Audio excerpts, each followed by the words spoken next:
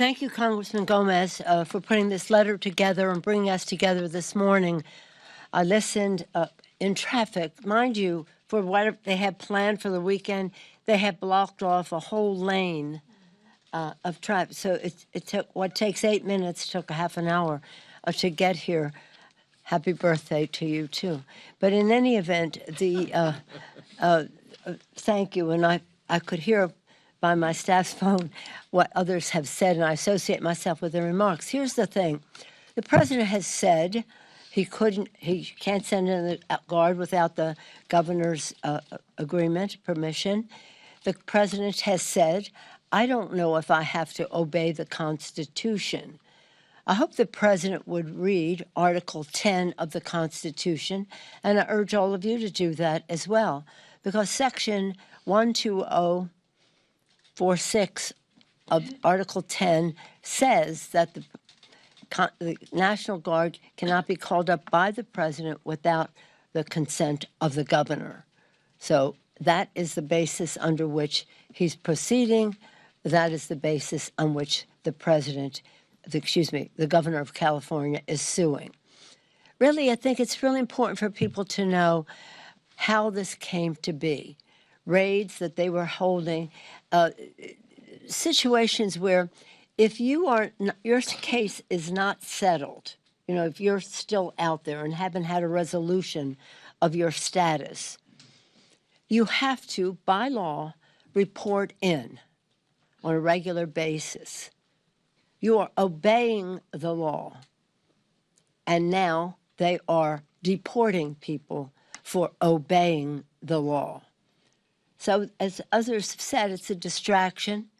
It's really stupid, because we understand that we are a nation of immigrants. We want people to have a facilitation of their status. We do not want any violent protest, and that would be addressed for those who are acting violently.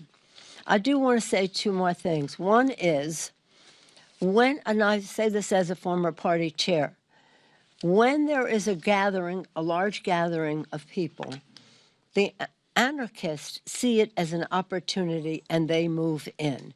So always have to be careful whether you see a burned car or a broken window or whatever it is.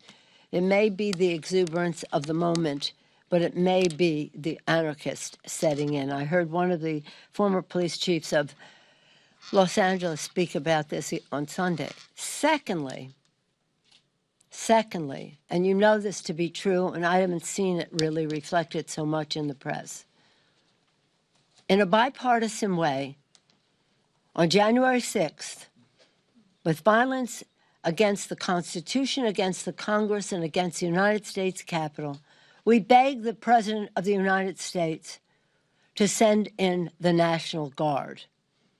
He would not do it. Not only would he not do it, when law enforcement people were being harmed, some later died, he would not send it in when an insurrection that he incited was causing damage to those assigned to protect the Capitol and the Constitution that day, to accept the results of the Electoral College. That day, he didn't do it. He forgave those people. Now his people want to raise money for them, and yet, in a contra-constitutional way, he has sent the National Guard into California. Something is very wrong with this picture.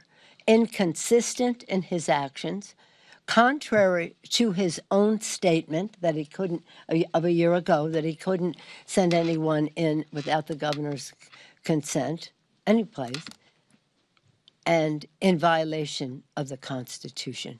Thank you again, Mr. Gomez, for bringing us together.